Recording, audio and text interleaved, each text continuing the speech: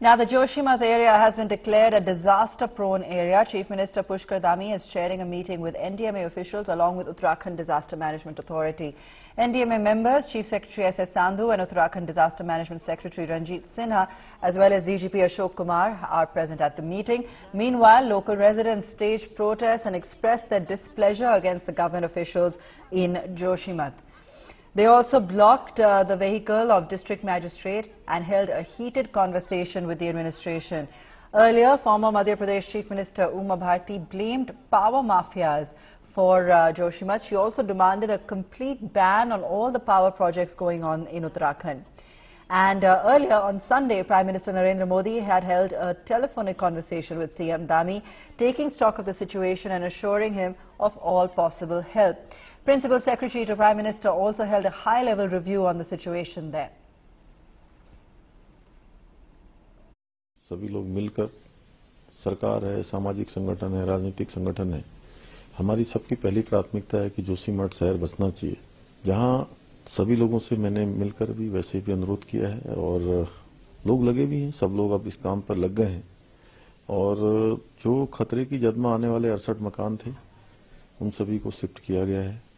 और जो एक जोन बना है 600 मकानों से अधिक का, उनको भी वहां से सुरक्षित स्थानों पर ले जाने की कार्रवाई गतिमान है। अभी तो सभी जो विशेषज्ञों ने विजिट किया, उनके साथ भी विचार विमर्श हुआ और सबसे पहले हमारा यही प्रयास है कि किसी का नुकसान ना हो। जहां रिस्क है वहां लोगों को शिफ्ट किया जाए और जल्दी से जल्दी इसके कारण का पता लगाया जाए। भारत सरकार में भी सभी इंस्टीट्यूट को रिक्वेस्ट की है और विशेषज्ञ कल आ रहे हैं और जल्दी से जल्दी पता करने का प्रयास किया जा रहा है कि कारण क्या है, ताकि उसका इलाज किया जा सके। स्थिति बहुत चिंताजनक है, विस्फोटक स्थिति तक चिंताजनक है। किसी समय भी सारा ढांचा कोलैप्स कर सकता है। प्रकृति चेतावनी दे रही है और हम उस चेतावनी के अनुरूप आचरण नहीं कर रहे हैं।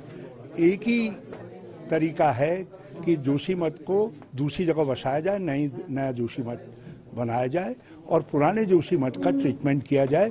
जो कारण हैं जोशीमठ के सिंक करने के, जिसके सब लोगों में चर्चा है, उन कारणों में एनटीपीसी की टनल और दूसरे जो 4 धाम यात्रा के निर्माण कार्य इत्यादि हैं, उन सब पर रोक लगाई जाए। इस देश को 3 माफिया हैं जो दैत्य की तरह निगले जा रहे हैं।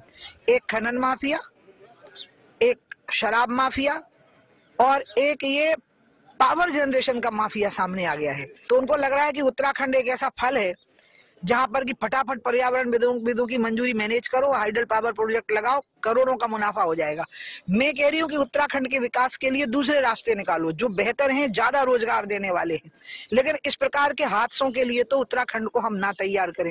मैं बहुत चिंतित हूँ। मठमेला पानी बेसिकली क्या है कि रीजन जो है वहां पे ग्लेशियर, आप पहले भी लोगों ने बोला लैंडस्लाइड ये ग्लेशिएटेड रीजन है। ग्लेशिएटेड रीजन इसलिए है, उस ग्लेशिएटेड रीजन की वजह से क्या होता है कि वहां पे क्ले मटेरियल ज्यादा बनता है, यानी क्रस्ट मटेरियल होता है जो क्ले के फॉर्म में होता है।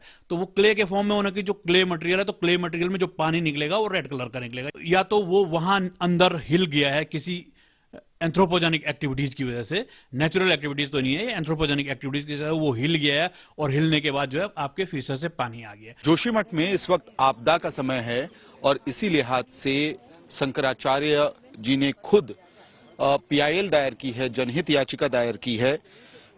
आपसे हम समझना चाहेंगे शंकराचार्य जी, जो आपने पीआईएल दायर की है इस वक्त सुप्रीम कोर्ट में, उसमें क्या कुछ मांगे आपकी तरफ से रखी गई हैं? देखिए, हमने ये चाहा है कि जो उत्तरदायी संस्थाएं हैं, सरकार है, उनको निर्देश सुप्रीम कोर्ट जारी करे कि इस घटना को हल्के में न लें, गंभीरता से लें, क्योंकि केवल 20-25 हजार लोगों की प्राण का ये प्रश्न नहीं है, सबके प्राण संकट में है, ये भी बहुत बड़ी बात है। इसके अलावा बहुत बड़ी संपत्ति है और ये शहर एक धरोहर है और केवल ये 20-50 हजार लोगों का केंद्र नहीं है, ये समस्त सनातन धर्मी 80 करोड़ से अधिक जो सनातन धर्मी हैं, उन सनातन धर्मियों की आस्था का केंद्र है ये। भगवान शंकराचार्य जी ने 4 पीठ जो बनाए हैं, उनमें से ये प्रमुख पीठ है और उत्तर विश्व की ये राजधानी है धर्म की।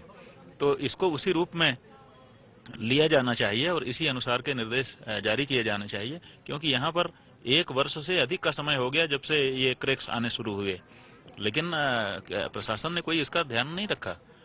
जब घरों में दरारें बढ़ने लग गईं, मकान गिरने लग गए, लोग अपने घरों को छोड़ करके अपने रिश्तेदार नातोदारों में जाने लग गए और तब भी नहीं सुना गया ठीक से। फिर जब बहुत बड़ा मसान जुलूस निकला जिसमें पूरे शहर के लोग सम्मिलित हो गए, तब अब कुछ सक्रियता दिखाई दे रही है।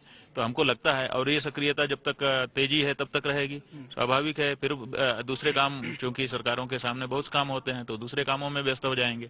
तो इसलिए हम चाहते थे कि हमारा माननीय उच्चतम न्यायालय इसमें कोई ऐसा निर्देश पारित कर दे जिससे ध्यान पूरा बना रहे और ये नगर बच सके।